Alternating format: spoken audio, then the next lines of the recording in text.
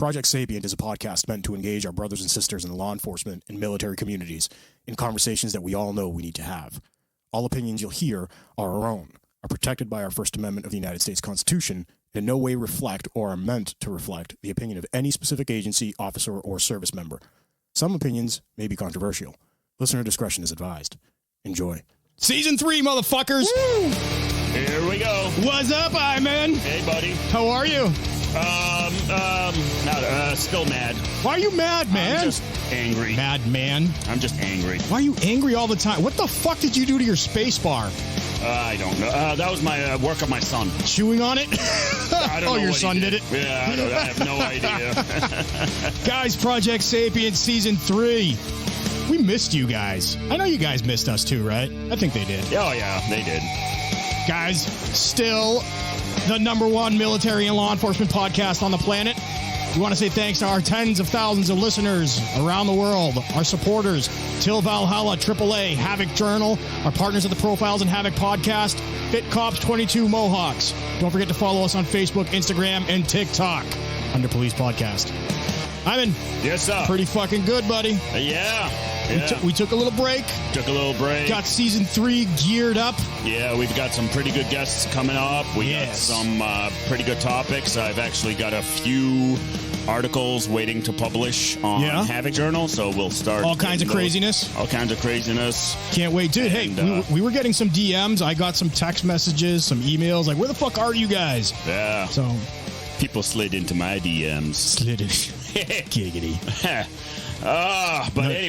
Say it again. Yeah, slid into my DM. But so couple things. Yes. Before we really get going. There's been quite the if y'all are not up on current events, especially with what happened in Texas, then y'all should definitely keep your masks on, stay inside, don't even come outside. Just keep doing what you're doing.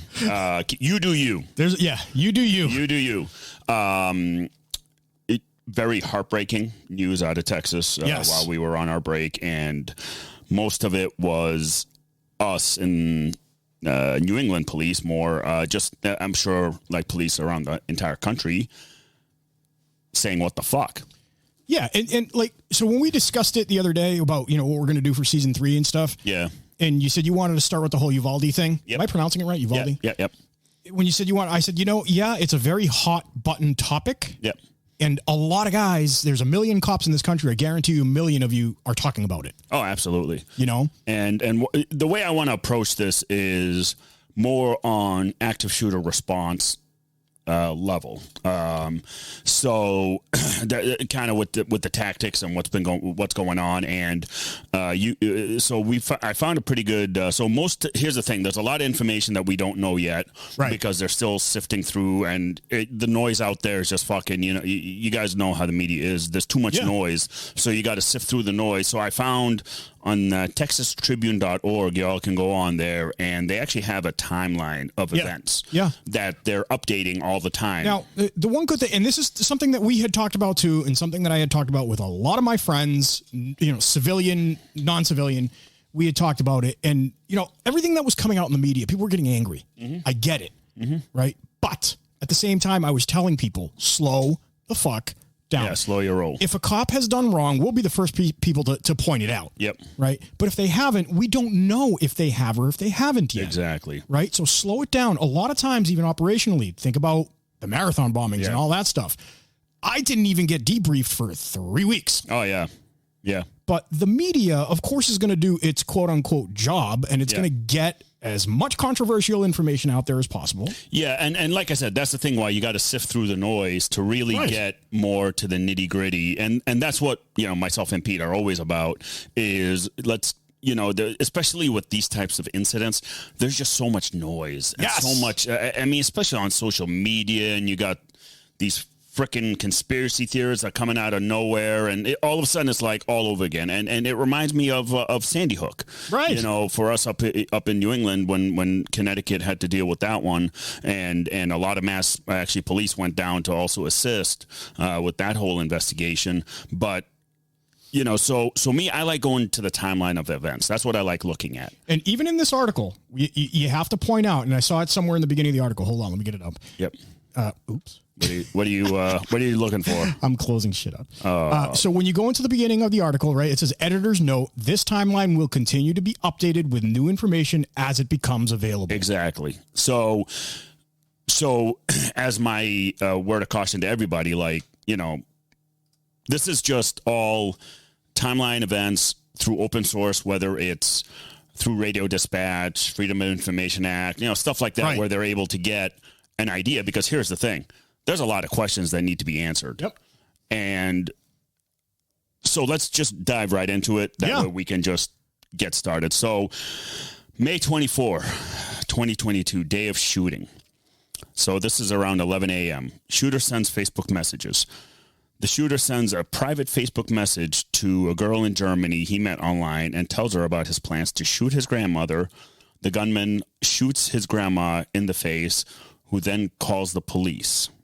Yep. The shooter steals his grandmother's vehicle and drives from his home to Robb Elementary School, which is about 2 miles away. I want to point something out first. Go for it. Right away. The shooter, they never mentioned his name once. Great.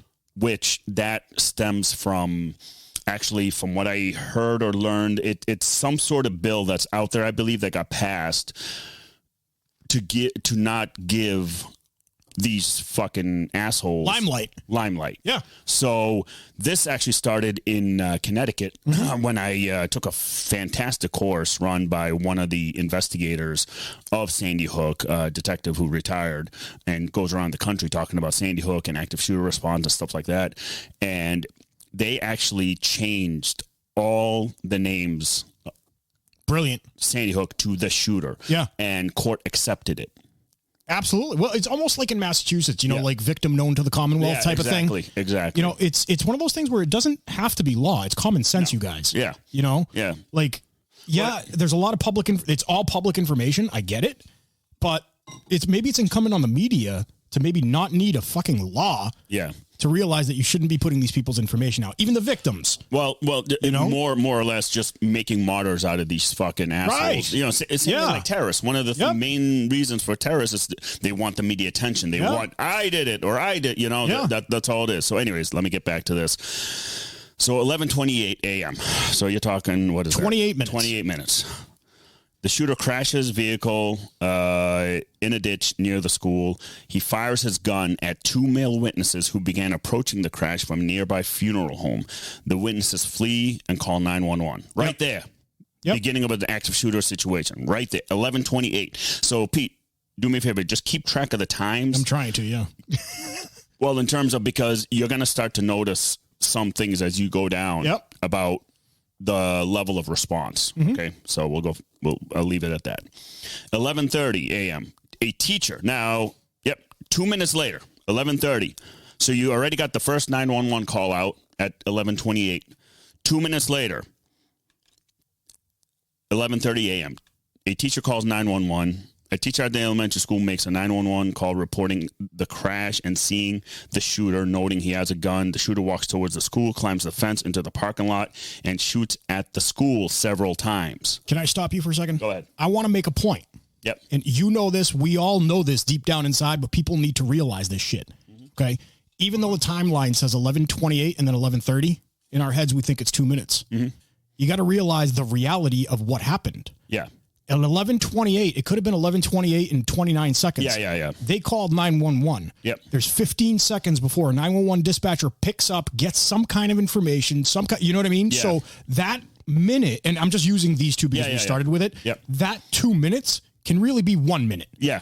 Yeah, no, okay? Absolutely. I want people to realize that. Like, that's the thing. We don't have the dispatch tapes to really do the time. So right now we're just going off of open source. Right. But what I'm trying to say is people need to get into the nitty gritty of timelines. When you called 911, Uvalde Police Department, what's your emergency? Hi, there's a shooter and this and that. So there's that time elapsing. Yeah. Yep. You know what I mean? People need to realize that. That's all I'm saying. Yep. So, all right. So 11:31. Shooter walks through the school parking lot. The shooter reaches the last row of vehicles in the school parking lot, firing his rifle throughout. Police arrive at the school. Just I don't. They didn't specify at the school, so I'm going to guess he's just wildly shooting everywhere. Okay.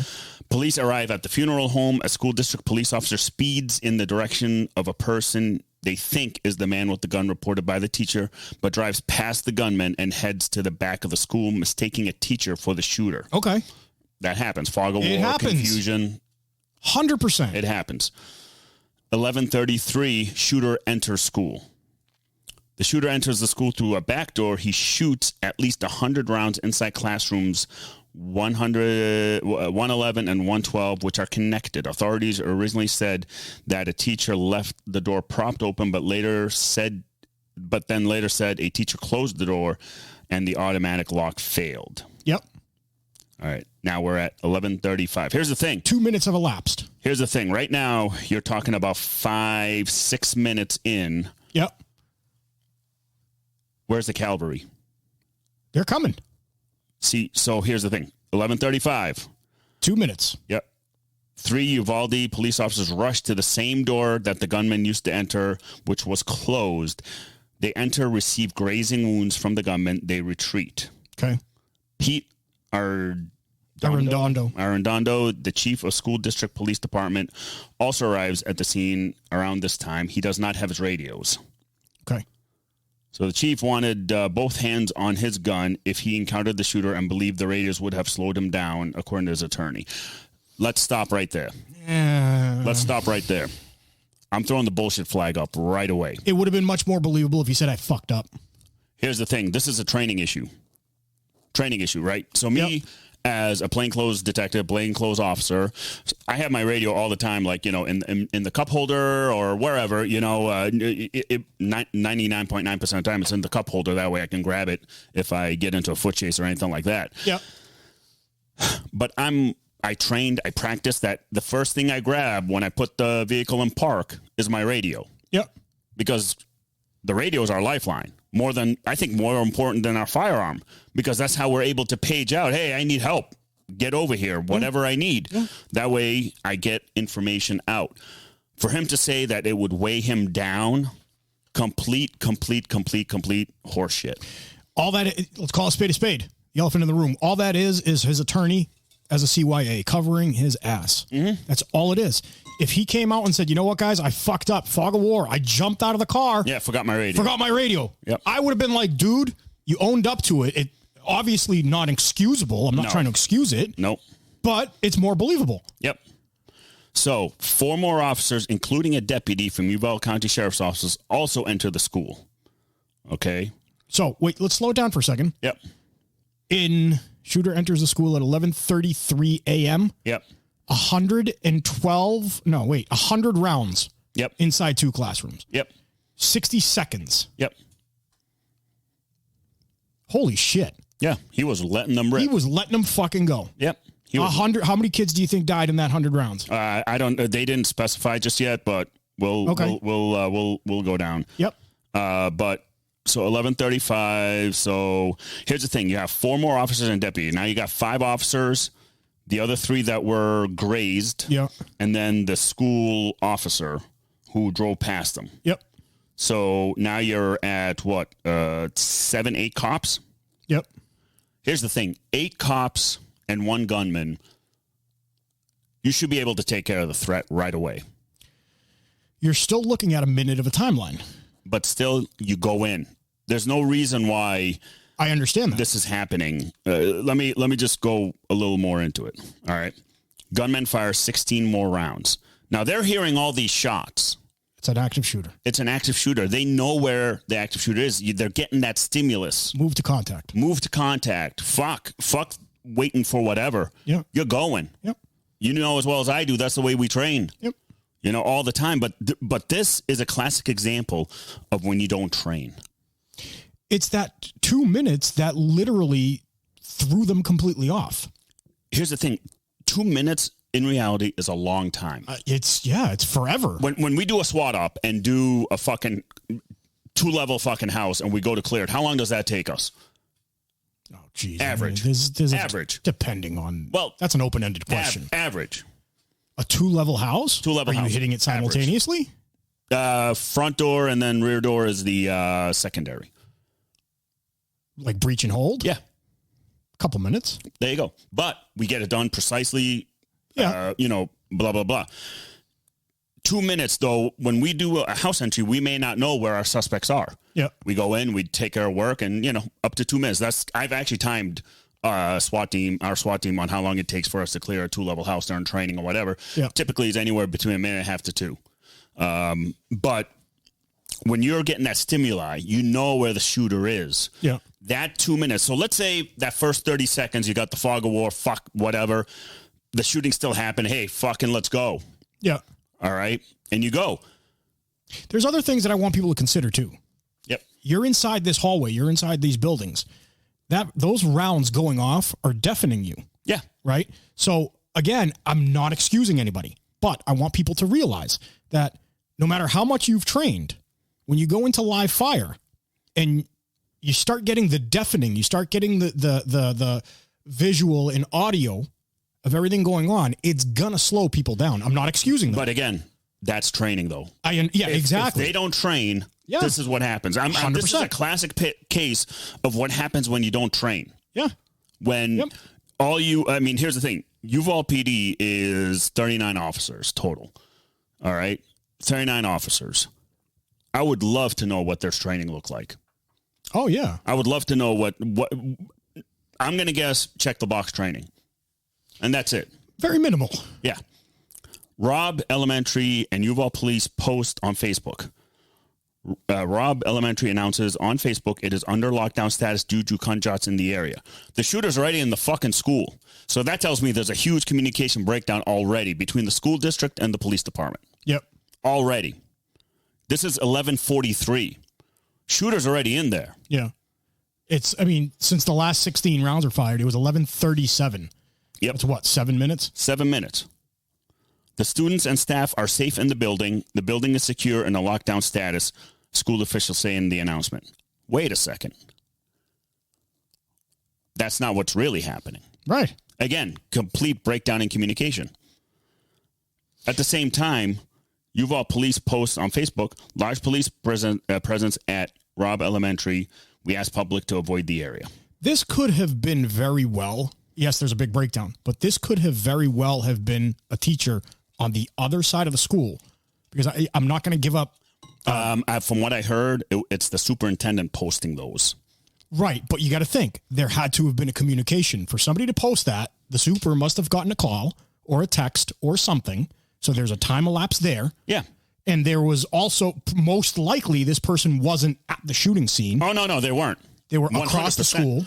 Not even across the school. I bet you they were in another district. Or another district or something, right? Because clearly they weren't there. So what all of these things need to be looked at in terms of their SOP. Yeah. You know what I mean? Because now you're driving home and you get a Facebook fucking thing that your kid's school is in lockdown and everybody's safe and you're like, yeah. Yeah, no. You know? So now 11:44 a.m. Yep. Police officers are inside. Police with the city of Uvalde and school district are inside school. Uvalde police officers enter building where shooter is from the north entrance. They hear gunshots, are shot at, move back and get cover. Okay.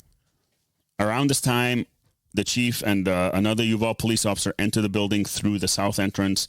The chief witnesses the gunfire. He then checks the door to the classroom that the shooter is in, finds it locked. He uses his cell phone to call SWAT team, snipers, extraction tools, and keys to the classroom.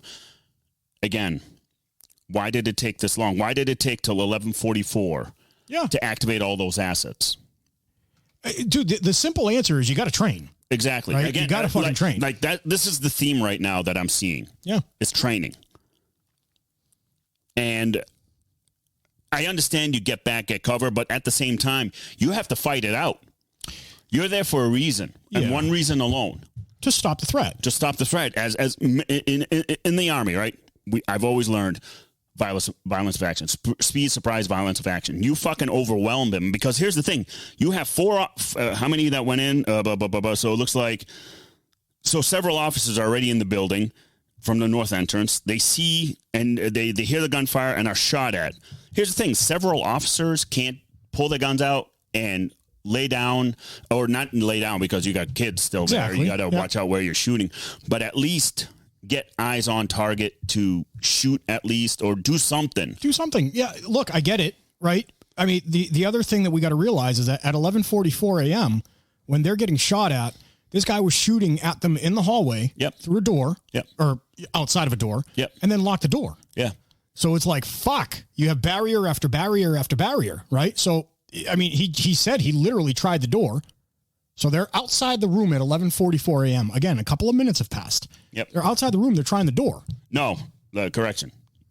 He was in the north entrance, and then the chief saw him at the south entrance. So he must have moved from the north entrance to the south entrance, and that's when he went into the room, locked the door, using his cell phone, again, because he didn't have his fucking radio. Yeah. That's a delay in response right there versus right over the radio say, get me SWAT. But here's the thing. At 11:44, SWAT should have been called when? At 11:30.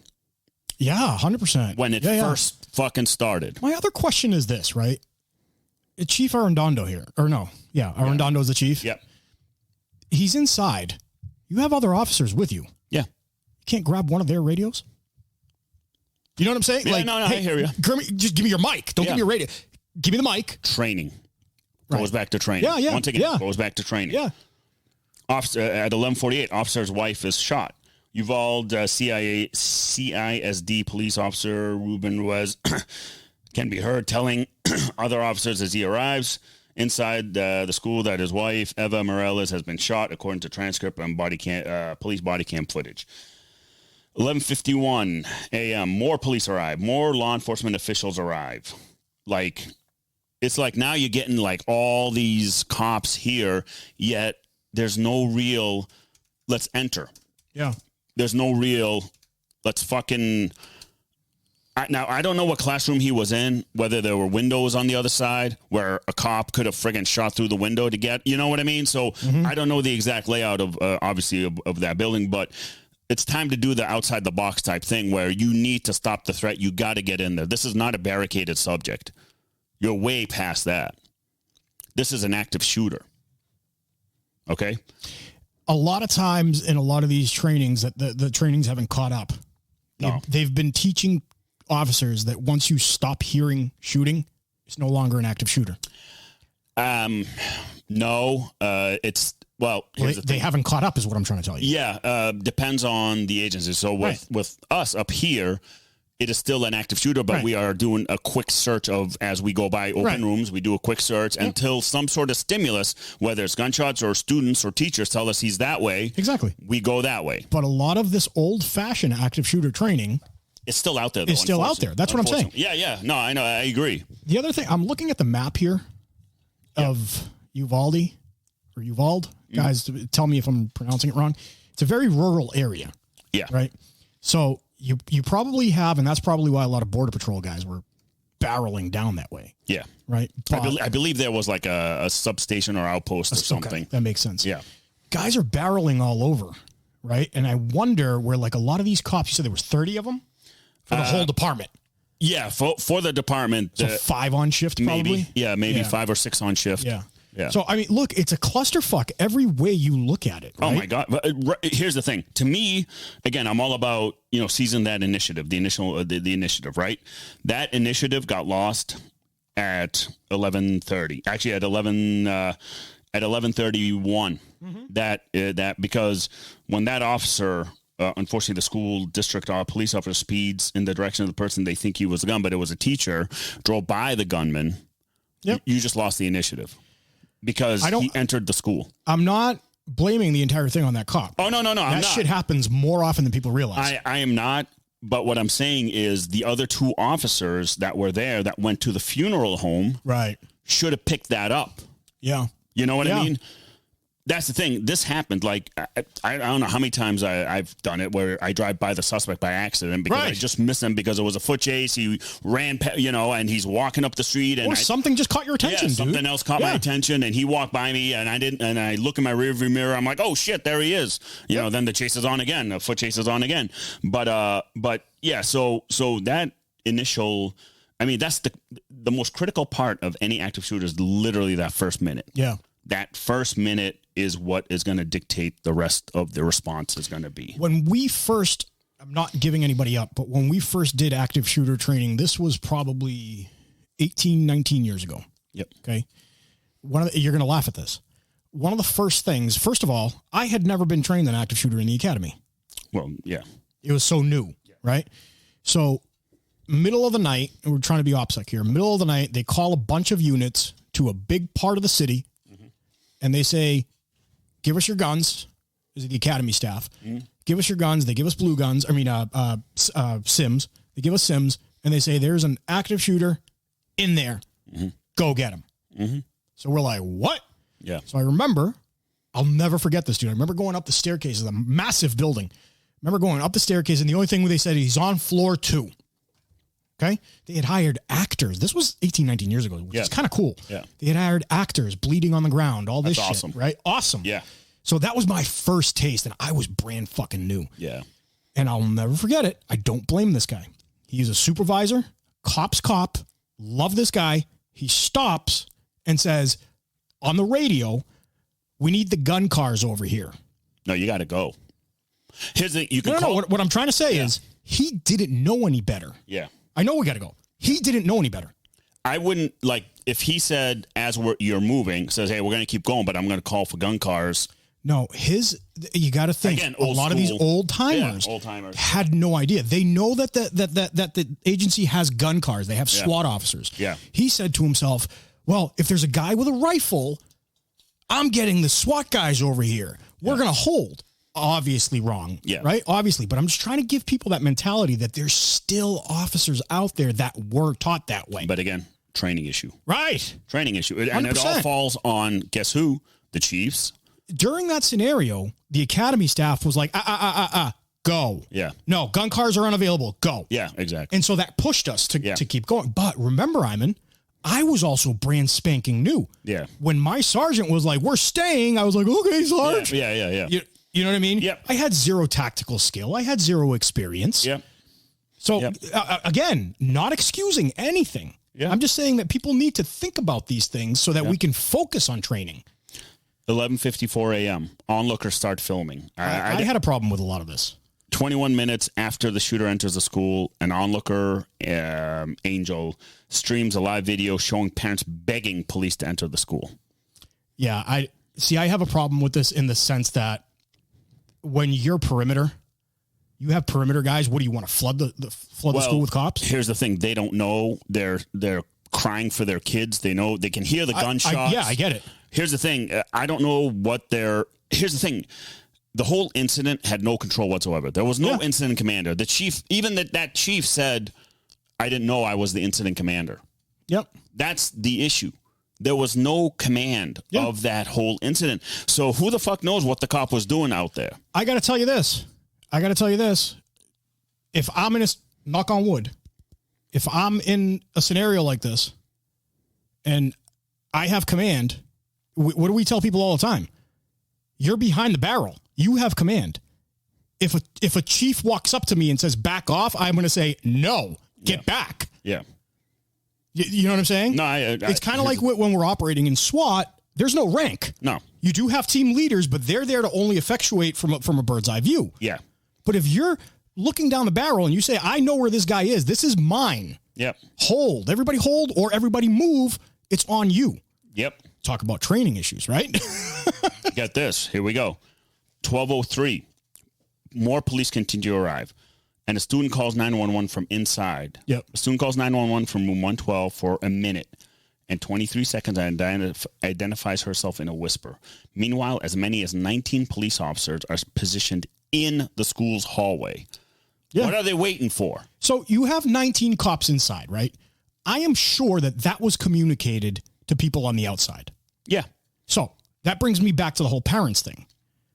If I was in command, I would have told them, set up a perimeter, don't let anybody in, because obviously we know how bad that is if so many people come in. Here's the thing, I get it, but there was no incident command. You don't think these guys holding a perimeter knew that they had guys stacked up, whether it's 5 or 19? I honestly think this whole situation was so fucked up, they had no idea what was going on. I don't agree with that. I think they must have at least known that there's guys inside. And that could be because I'm being naive, thinking. I think you are, because here's the thing. So you're going to tell me that these guys were just standing listening to gunshots? Yes. I don't believe that. Do you want to play it? Play it. No, I get that there's going to... No, there's going to be gunshots. No. I understand that. The video is going to show guys standing there while you're hearing gunshots. Yep.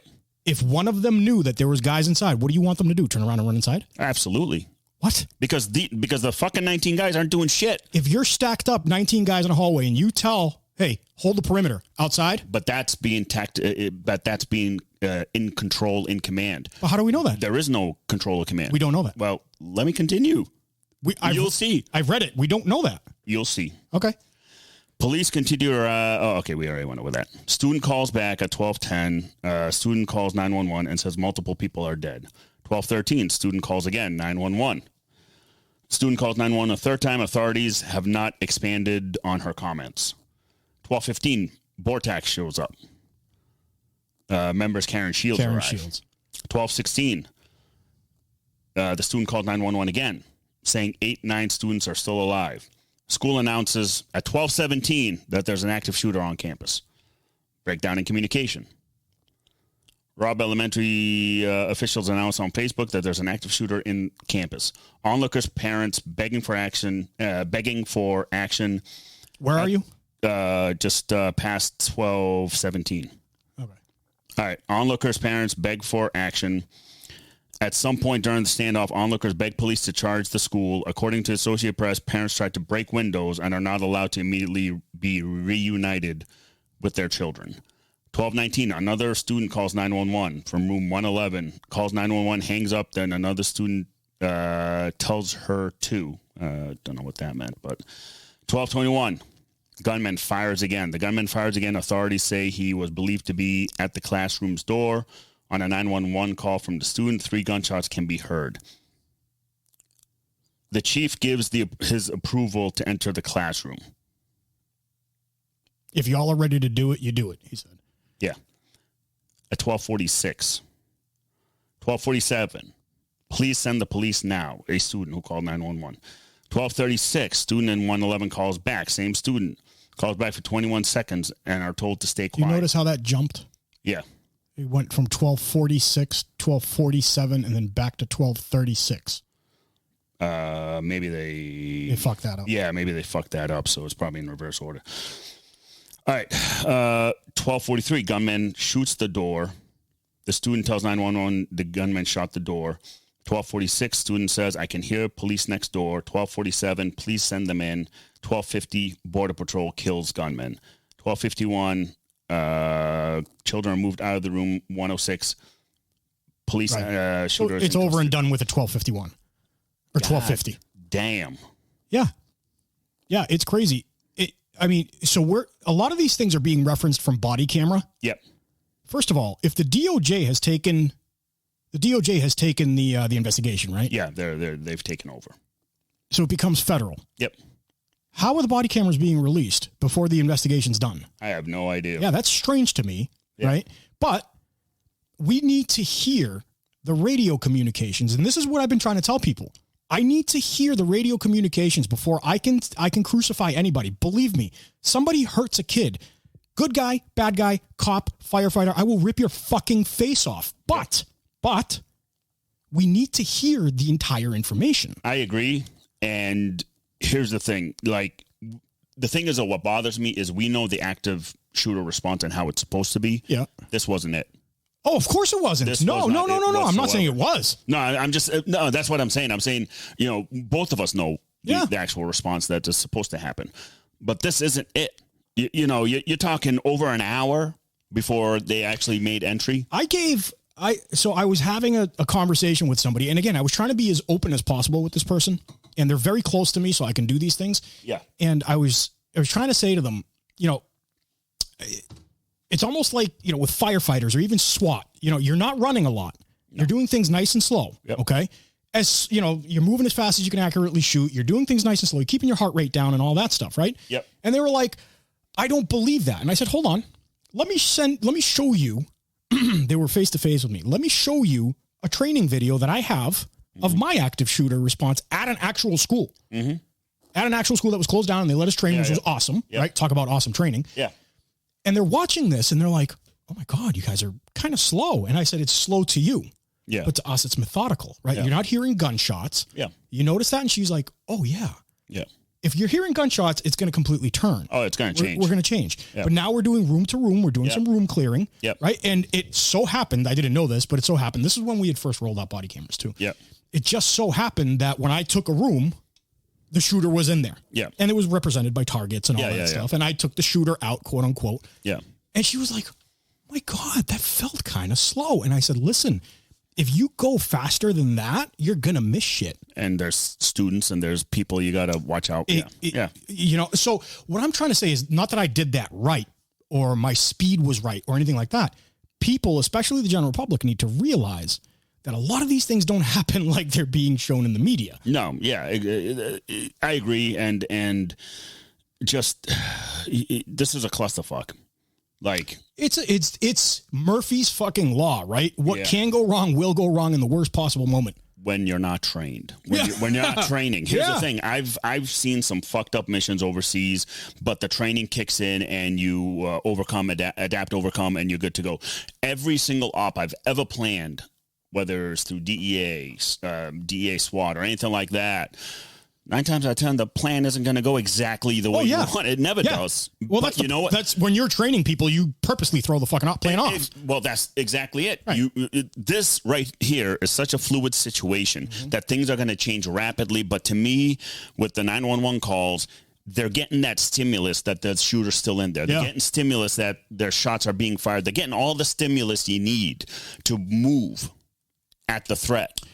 I agree with you, but before I pass judgment, because you know what, when I say pass judgment, if the people that are responsible, were behind a barrel and didn't pull the trigger when they needed to, if somebody wants for me to exact justice on them, put them in a room with me, I'll kill them. I don't care. Yep. But I won't say that until we get all the facts. This is going to remind me of Parkland with the school resource officer that hid behind the dumpster there during the active shooter. I think it's going to be a lot of that. It's going to be that. I know it's going to be, but I still want to, in the name of being fair. Yeah. I'll put it to you this way. Marathon bombing. Yeah. I didn't get debriefed for 3 weeks. Yeah. Okay. Yeah. How many people were on the fucking news saying, oh, we did this, we did that, we did this, we did that. Oh yeah. You did the debrief with one of my bosses. Yep. When he did that statewide thing, the big one. Yeah. I'm not going to mention his name. Yeah. But he came back and was like, hey, people were coming up to me and saying that didn't happen. Yeah. And you're like, I was in command. Yeah, I remember those. But do you see what I'm saying? No, I hear you. But amongst us. Here's the thing. Like with me, the only thing I'm going off of is this. So I'm not I'm not injecting any sort of, any sort of thoughts that I might have. I have thoughts. Here, one thought is 12:15, you have a federal agency, BORTAC, that showed up and did entry and killed the guy. Yeah. Why did it take that long? 100%. You know what 100%. I mean? 100%.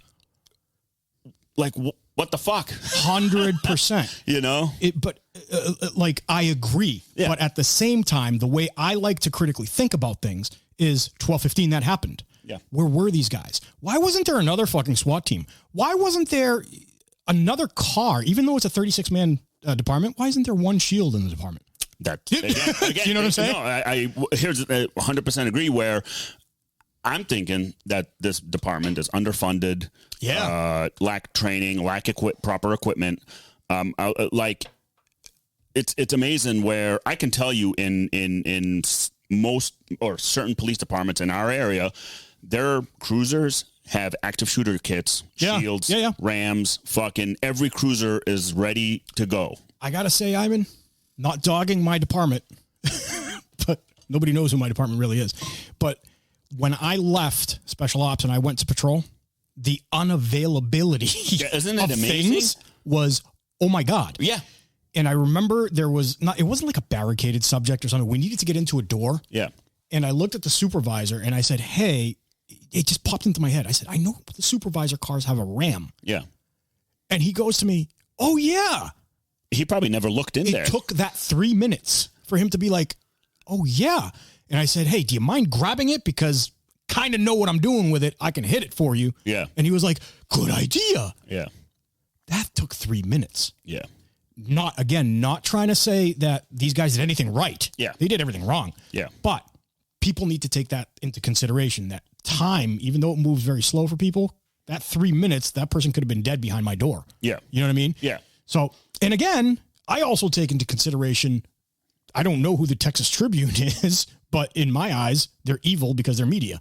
Well, yes, but this is the most accurate, unbiased, like no opinion really that I could find. And it's, trust me, I had to sift through the fucking netherworld to find something that resembles a timeline. Yeah. You know what I mean? So, and I found this Texas Tribune being from Texas. I'm like, okay. And then as I read, no opinion. They just straight up, this is where they got it. And at least they state their sources, where their source came from. Yeah. Yeah. That's admirable. That's the thing, whether it's body cam, whether like the governor, said that about the shooter sending the message.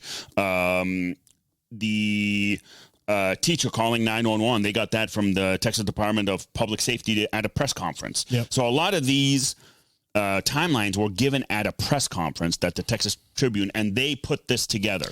I remember the first day. Yeah. I remember the first day saying, almost yelling at my TV to tell them to stop talking because you're about to bury people. Somebody could have done everything right. Yeah. And because you weren't getting the information, you're burying that person. Oh, yeah. You know what I mean? Well, it happened with Sandy Hook. They had to, here's the thing. Connecticut state did a great job in controlling the narrative in the media during that whole ordeal because they had a great PIO or POI. Public PIO. Information Officer. Yeah, PIO. They had a great PIO. And they were able to right away.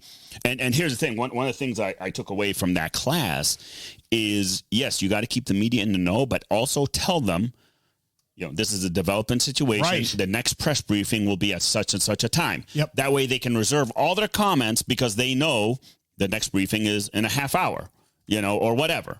So that way you are able to control that impulse for the media to just do whatever. One of my friends got, again, the most super support the blue fucking rah-rah type of person, got so pissed off with everything that he was seeing in the media. And he was like, they're fucking liars and they're this. And I'm like, dude, slow down. Oh, yeah.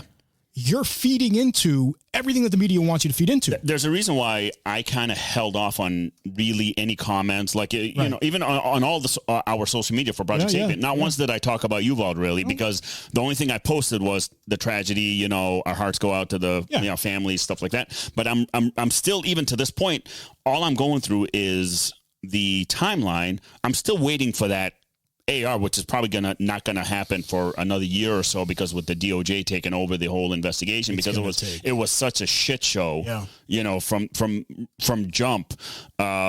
Here's the thing, I don't know about that chief with his excuse about the radio, and then there was another comment he made where he didn't know he was the incident commander. Buddy, you're the fucking chief at a major critical incident. Guess who's in fucking command? You are. You are. This is your responsibility. This is your wheelhouse. I'm trying to look at the school online here. Yeah. I mean, it's an older looking building. Right. You know what I mean? Here's the thing, rumor mill, right? I don't really know if this is accurate. Actually, I could click right now. Supposedly that back door that was broken, the school knew that it's been broken for months. And I believe that kid knew that somehow.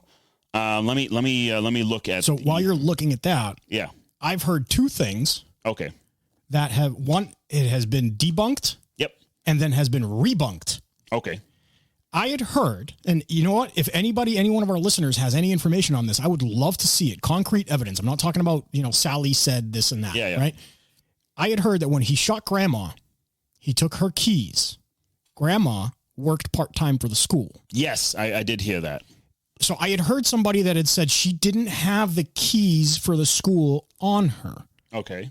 Then I heard somebody else say, hey, here's a leaked picture of her car keys that he had with the car keys hanging in the car with the school fucking thing missing. So I'm like, fuck, again, trying to play devil's advocate and going, okay, it just got debunked. Now it got rebunked. If anybody knows any information on that, I want to see that, because that whole locked door or unlocked door or something, we all know that some of these emergency doors, right, when you push, especially they have the bar on them, you can get them to the locking mechanism to lock in a certain way, and they won't be locked anymore. Yes. Maybe that happened. You know what I mean? But for some reason, something's tickling me kind of as a cop that maybe shithead had grandma's keys. Here's the thing. Either he had grandma's keys or he knew of that information because she worked part-time at the school that back door was broken. Yeah. And he knew how to he could get in that way. That's plausible too. That's the thing. Sure. So, I mean, here, like I'm going through about the door. So here's another upsetting thing. The chief has stopped cooperating, and so that's why he now has an attorney. Right. And I read somewhere, I'm reading right now, there is a statement that the Combined Law Enforcement Association of Texas made, or CLEAT, urges members Tuesday in a statement to cooperate fully with investigations and to the police response in Uvalde massacre. Although they didn't name the chief, but they said the police chief and the school teacher had been implicated by Department of Public Safety officials, as in effect having failed at their jobs. Yeah. So there's already kind of this sentiment by the Department of Public Safety in Texas that the chief fucked up. And the school superintendent, I'm guessing maybe they didn't mean school teacher, but I'm assuming they meant superintendent or district, somebody high up there, fucked up. Devil's advocate. Yeah. Can I play devil's advocate? Yeah. I'm not saying the chief didn't fuck up. I know he did. That's my personal opinion, right? But do you think it's out of the realm of possibility that somebody else fucked up and they're like, somebody needs to go down for this right now? Here's the thing. Just like Sandy Hook, just like Parkland. Here's the thing. Sandy Hook, no cops got in trouble because they did everything right. It was just the Newtown school was so rural. It took them time. You know what I mean? No one got in trouble for that. Parkland, yes. The cop got in trouble for that. As he should have. He admitted it too, right? Yeah, he admitted it. They had him on camera. Yeah. You know what I mean? No, it's not me. Yeah, no, they had him on camera hiding. Here's the thing. I mean, this... because it evolved so quickly and police was there so quickly. Here's the thing. If he went in there within that 2 minutes or 1 minute, did the shooting and killed himself, cops would have gone in, blah, blah, blah. Okay, it's all said and done. Right. You know, it's still a tragedy. This happened. And the question would be, how could we have prevented this? What's up with this kid? Do a little digging, stuff like that. But right now, the whole focus is on the police response. Yeah. Which... the thing is, again, it deals with elementary age kids that, some of the parents, apparently, their little kids being shot at by an AR, their bodies are so mangled that parents can't identify. They have to use kids. DNA swabs too. Not DNA swabs. They also identified one child by the slipper. Parents confirmed that was their child. Is this the back door? I don't know. I don't know if that is, because it is propped right there, isn't it? In that Google image? I thought it was. It looked like it. It did, right? That's why I asked. It looked like it. But there's so many doors. Who knows which back door he actually used. But again... yeah, dude, look, every way you break this down, there was a failure. You know why? Epic failure. Because people died. People died. Kids died. Kids died. Police, lack of training on the law, on the local side. I'll put it to you guys this way. If I was in this circumstance and I responded, if I even took out the shooter, if kids died, I would have forever, for the rest of my life, considered myself a failure. Yeah. It's just the way I am. Yeah. Right? The simple fact is it was a failure. Yeah. Now, I think this is a great fucking timeline, and I'm sure the DOJ is probably using a lot of this information. Yeah. We want the complete fucking, it would be awesome if like somebody like Texas Tribune used all this and instead of just putting information, put like audio clips. So of what was cool is, I shouldn't say cool. Sandy Hook. Yeah. Once all the information was combined, everything was put together during the presentation from that detective. there was an actual interactive timeline Yeah. with, the lines that show the shooter going in. Huge. Radio. Did DOJ do that? Initial 911. I don't remember where he got it, but it's his class, so I completely forget where he got it. No. I'm saying did DOJ do the investigation? I don't know. I think it looked like Connecticut did the whole thing. Really? Yeah, probably with DOJ, but not DOJ taking over. I think DOJ took this over because criminal charges are coming down probably on a few public officials. I thought, and correct me if I'm wrong. Look it up if DOJ was involved with Sandy Hook. That's good. Yeah, good point. I got the computer. We got the Google machine right in front of us. The one thing that, like, a lot of people need to, and it's hard, right? Because it's kids. Yeah. But a lot of times you need to be like, dude, slow down and think. Another friend of mine had said, there was kids locked in the school. Why couldn't you just steal a truck and blast through the fucking door? Or like, yeah, well, like, dude, you're going to run over fucking 65 kids. Not just that. The building's made out of brick. Right. But we all get emotional, right? And you're like, why couldn't you do this? Why couldn't you do that? Why didn't they do this? Why didn't they do that? There's reasons for it. Right. Yeah. Like I said, the windows, we just saw in the Google images, there's windows. You could shut out the windows, gone in that way if you couldn't really get in the building. So there it is, the FBI. So it was FBI and Connecticut State. I thought that when it's a school shooting, it's automatically federal jurisdiction. No, that's true because I remember a buddy of mine who works counterterrorism for the FBI was on his way to Sandy Hook. When I just called him on a random question, I didn't even know Sandy Hook just happened. Oh, no shit. He's like, I can't talk. I'm on my way to Sandy Hook. I'm like, what's going on? He's like, dude, turn on the news. And then hung up, and then I hear it. I'm like, oh shit, okay. But yeah, so it was a combined investigation, FBI and Connecticut State. So I wonder if it's one of those things where it's like the FBI kind of takes the jurisdiction, does whatever they need to do, and then give it back to the state. You know what I mean? Yeah, because this detective who did this class was one of the lead detectives, was doing the investigation right from jump. Yeah. So he had a lot of details that he put out during the class. I don't remember. Did the kid kill himself? Yes. Okay. Yep. He did what he did, and then he killed himself before police. Right. I think before police even showed up, he was already dead. As fucked up as it sounds, that's such a clear-cut investigation. Yeah. Right. This shit's probably going to take a year. Oh, it's going to take a while. Sandy Hook took almost a year. Oh. By the time they combined everything, because here's the thing, again, with active shooter, imagine Boston Marathon, 3 years before we got the full debrief, right? Because it was such a complex, multi-jurisdiction, federal, state, local manhunt for these assholes that were throwing IEDs in Watertown, and we were getting into firefights with them. It was so big that it took 3 years to sift through the noise and put together the AR. And there's still information that can't be exactly. You know what I mean? That can't be shared, and there's still it can't be answered. Can't be answered exactly. And here's the thing: this, I bet you, timeline wise, by the time we get all the facts, 2 years. You think so? I think so. 2 years. Because here's the thing: if Sandy Hook took about a year, and that was kind of clear cut, and they were more or less, because I think what took the longest was really taking care of the families. Yeah. So and the media being such hounds. So this is one tidbit that I hope that media is not doing this to the poor families of these kids down in Texas, which I doubt it.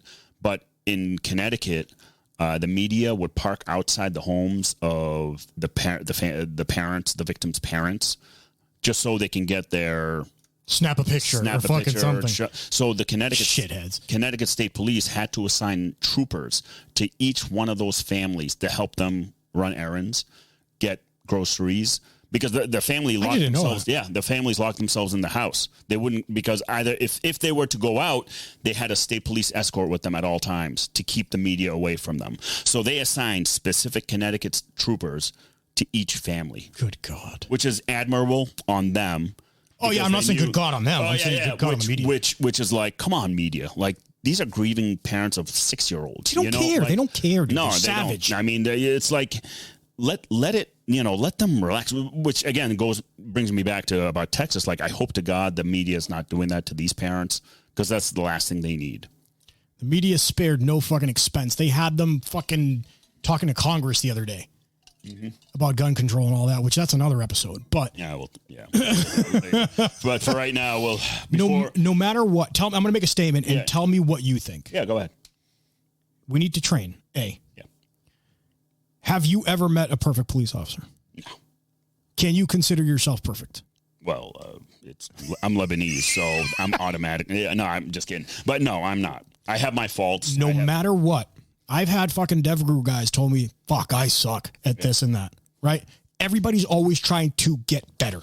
That's the thing. Unless you're trying to get better, you're not going to be able to do shit. You're not. Exactly. Yep. So as much as it absolutely and fucking terribly sucks that this happened, yep, we can learn a lot from it. That's exactly it. And I only hope that police leaders across the country, which I do know up here, it's always been happening about asking for more equipment and more stuff like that. But after this, you seem to all of a sudden, once again, floodgates are opening. Let's get this equipment. Let's get that equipment.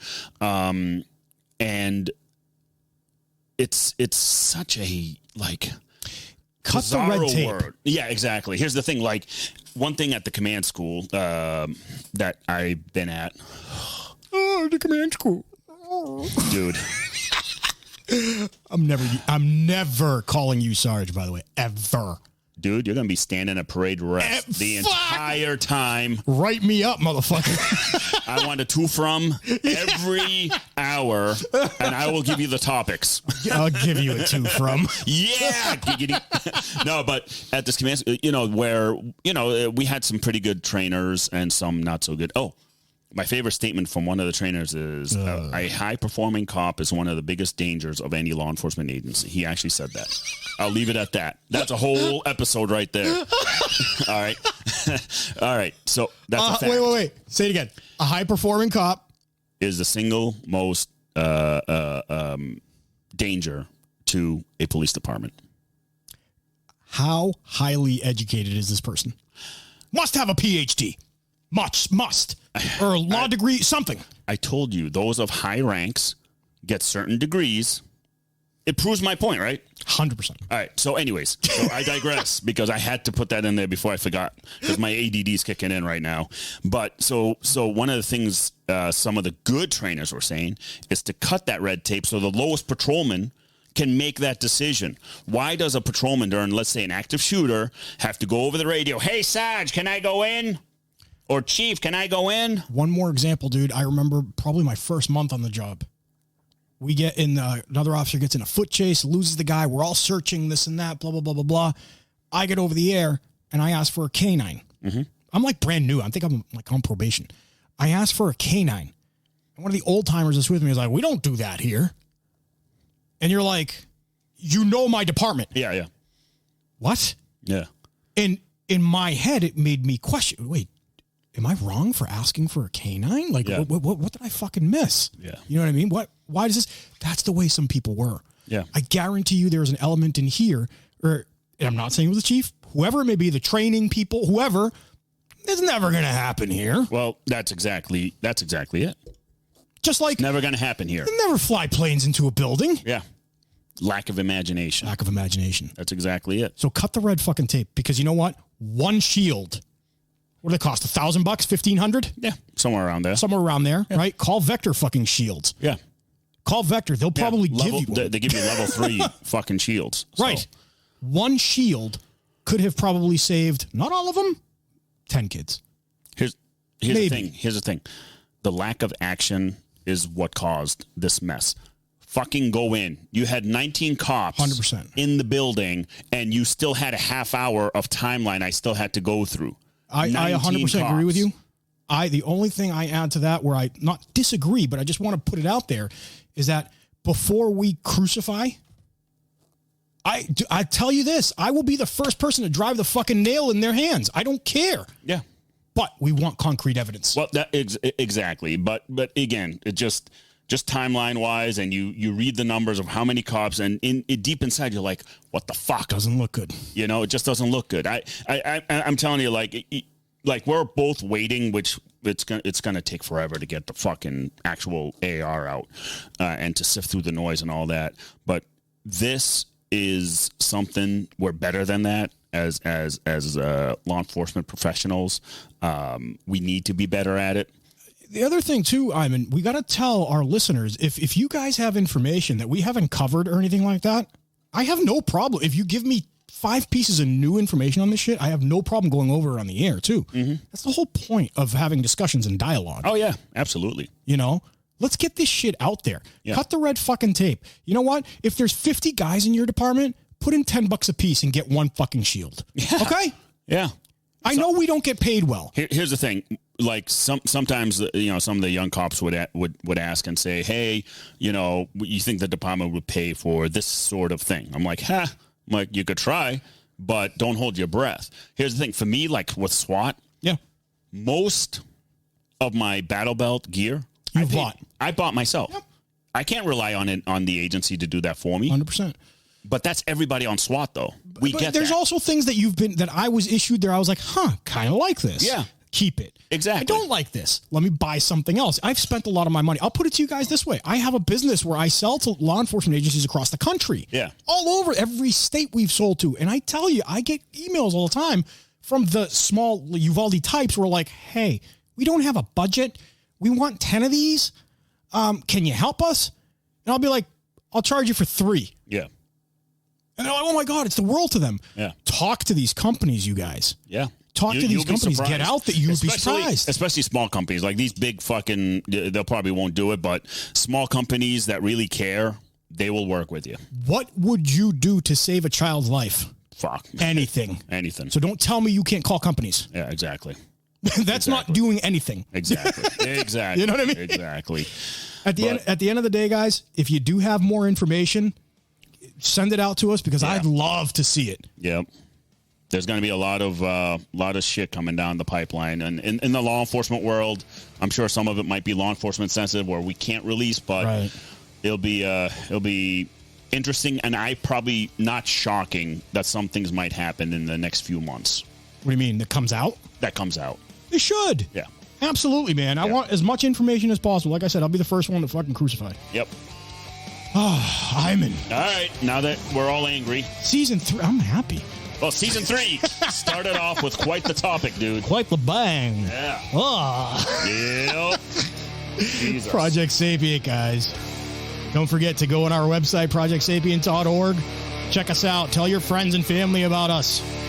Thank you to our tens of thousands of listeners, our supporters till Valhalla, AAA Police Supply, HAVOK Journal, our partners at Profiles and HAVOK, Fit Cops, 22 Mohawks, OD Kit, and don't forget to follow us on Facebook, Instagram, and TikTok. We love you. Stay safe. Stay sapient.